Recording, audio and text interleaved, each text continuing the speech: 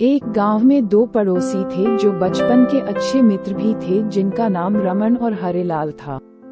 दोनों स्वभाव से काफी भिन्न थे। रमन बहुत धार्मिक था और भगवान को बहुत मानता था, वहीं हरिलाल कर्म में विश्वास रखने वाला बहुत मेहनती व्यक्ति था। दोनों की आर्थिक स्थिति ज्यादा अच्छी नहीं थी।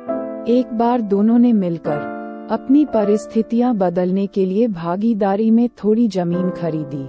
उनका विचार था कि इस जमीन में वह अच्छी फसल उगाकर उसको बेचेंगे और अच्छा धन कमाएंगे।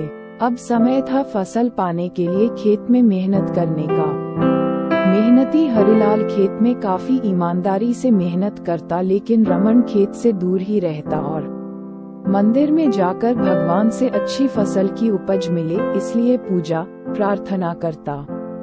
समय बीतता गया और कुछ समय बाद खेत की फसल पककर अच्छे से तैयार हो गई। इस फसल को दोनों ने व्यापारी को बेच दी, जिसके बदले उन्हें व्यापारी से काफी पैसे मिले। अब बारी थी पैसों के बंटवारे की, तो घर आकर हरिलाल ने रमन से विनती की कि इस धन का ज्यादा हिस्सा उसे दिया जाए, क्योंकि उसी ने खेत में ज्यादा मेहनत की है।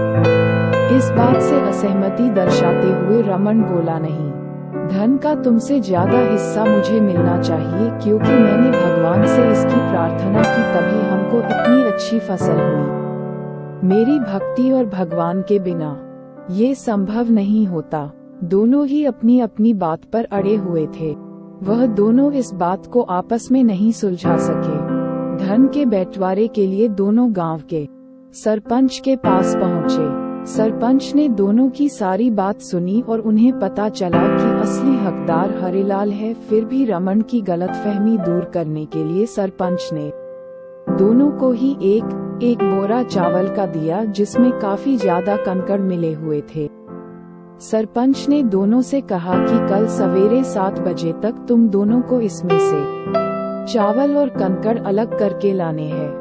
कल तुम दोनों के चावल देखकर ही मैं फैसला करूंगा कि इस धन का बड़ा हिस्सा किसको मिलना चाहिए। रमन और हरिलाल चावल की बोरी लेकर अपने घर चले गए। मेहनती हरिलाल ने रात भर बिना सोए चावल और कंकड़ को अलग किया, लेकिन रमन चावल की बोरी को लेकर मंदिर में गया और भगवान से चावल में से कंकड़ अलग करने की प्रार्थना करके सो गया। अगले दिन सुबह हरिलाल जितने चावल और कंकड़ अलग कर सका उसको ले जाकर सरपंच के पास गया, जिसे देखकर सरपंच खुश हुआ। रमन वैसी की वैसी बोरी को ले जाकर सरपंच के पास पहुंच गया।